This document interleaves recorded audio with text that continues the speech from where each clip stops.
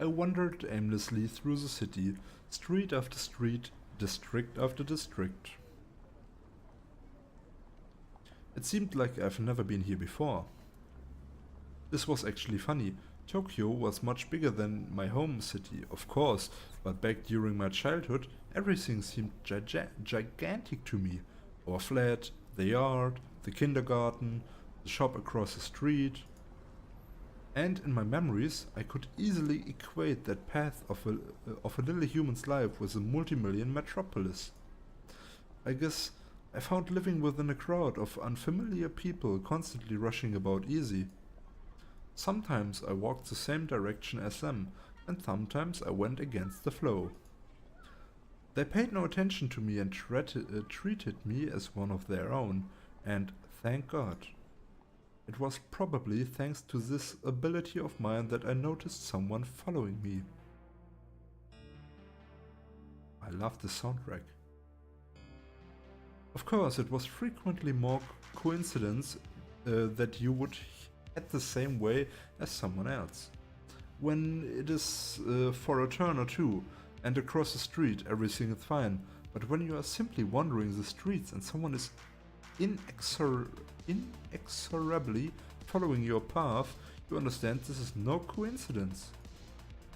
I accelerated and crossed the street on a red light, turned into an alley and quickly headed down it. Now there were two options. Either I was being paranoid or I've managed to shake them off. I pretended to watch a TV in a shop's window. At least 5 minutes went by, but the mysterious pursuer didn't appear.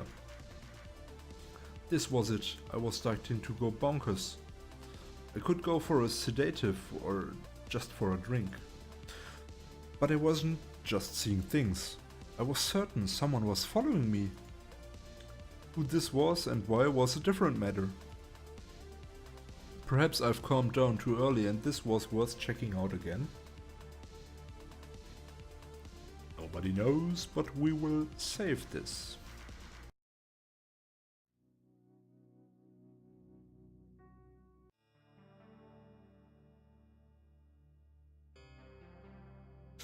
We could try to track down the spy, but maybe this will get us in trouble.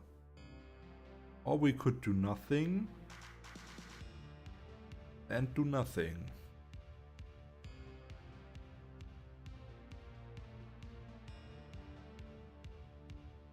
And the third option is, we could listen to this awesome soundtrack for a little bit longer. Which I prefer the most.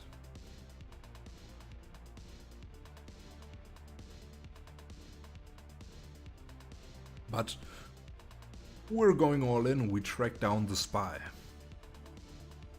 Anyway, there was no harm in trying. And if there was a professional following me, he wouldn't have allowed himself to be discovered so easily 2 times in a row.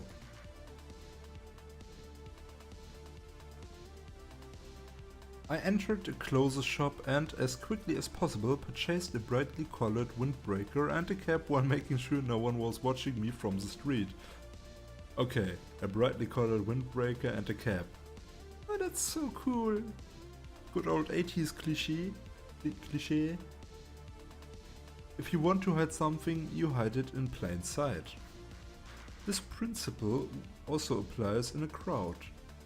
I dove into one of the many alleyways, quickly threw on the windbreaker and the cap, tucked the bag they came in behind a drain pipe, and I ran to the next street.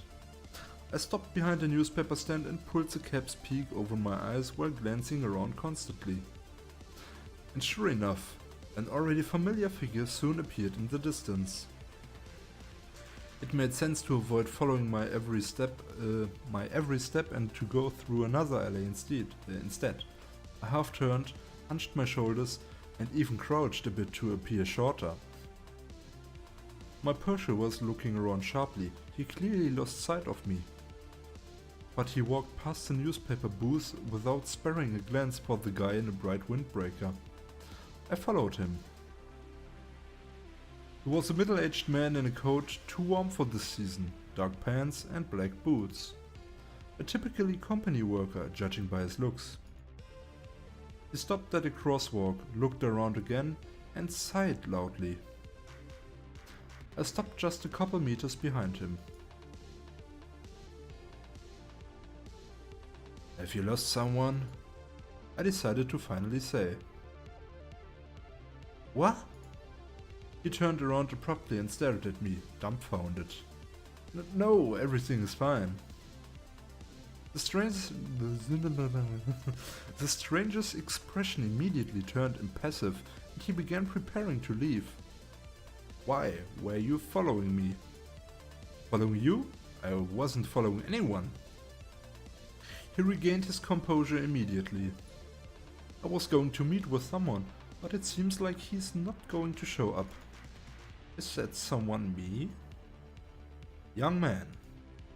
He gave me an assertive look and continued in a cold voice. "This is the first time I've seen you." Why would you follow someone you've seen for the first time?" "I need to go."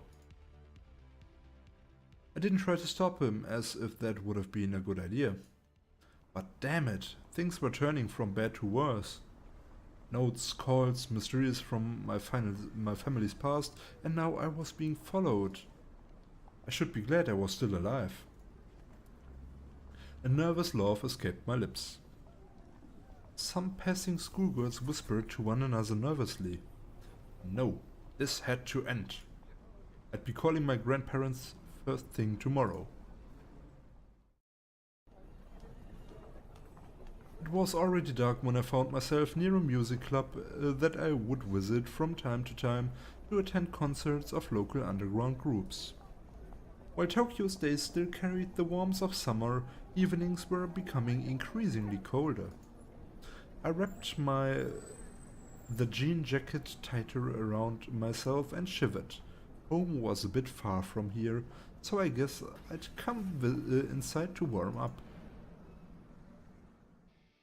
The interior was full of people and thick cigarette smoke, and the air was heaped with the heady aromas of cheap beer, sake, whiskey, and God knows what else. I like the soundtrack. To be honest, intoxication wasn't on my to-do list, but who could resist in here? I picked up a mug of beer at the bar and pushed myself closer to the stage. Yes, that's what I would do in his case also. The first group was playing straightforward heavy. Japanese bands didn't try to reinvent the wheel and simply blindly copied the Western masters. With mixed success. The ones playing right now, for example, were nothing special, so most of the audience was doing anything other than listening to the music. The second-rate metalheads were completely aware of that and fell off almost entirely toward the end of their performance, simply trying not to mess it up completely. Although it wasn't like I was the one to judge, given my bass skills, I wouldn't have been able to play even as well as they did. The next band was dressed in the 70s fashion, so there was definitely naphthalene rock to be expected, and I began wandering the club. Even though I would come here from time to time, I never made any acquaintances. Usually I was simply standing on my own, swilling beer. It wasn't worth holding out hope for some foreign stars, and I wasn't interested in the local bands as anything more than a way to while away yet another boring evening. I recalled bringing Catherine here once, but she didn't like it at all. And Himitsu outright refused to go to concerts in the first place for some reason.